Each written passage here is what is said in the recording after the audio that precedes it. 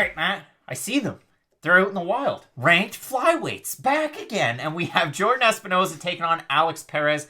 Espinosa ranked a little bit above Perez. But Matt, Perez has had a lot more success and experience in the UFC. Yeah. I mean, he's faced Joseph Benavidez in the past, whereas Jordan Espinosa, he was riding a win streak until he did lose his last fight. So this is a tough one. I mean, if you look over on Tapology, out of 722 votes, 86% are going with Perez, and he's the overwhelming favorite at minus 260 compared to Espinosa's plus 210. We start the 2-minute timer because, Matt, I was very excited about this men's flyweight fight because we've seen a lot of good fights here recently. We've seen the likes of Alexander Pantoja, Brandon Moreno, Askar Askarov, even Tim Elliott looked decent in that fight. Davison Figueiredo, who's going to be taking on a tough test.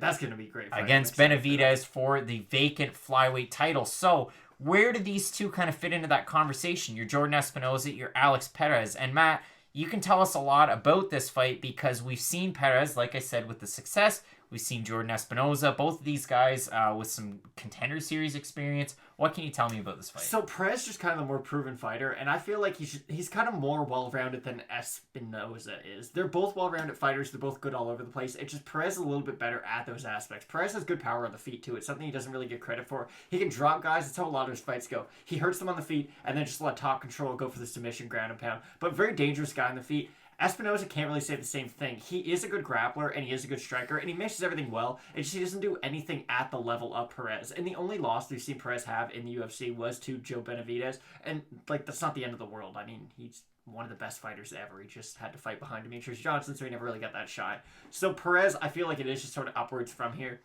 If he does get this victory, like you said, flyweights kind of had this sort of rebirth in the last year and a half.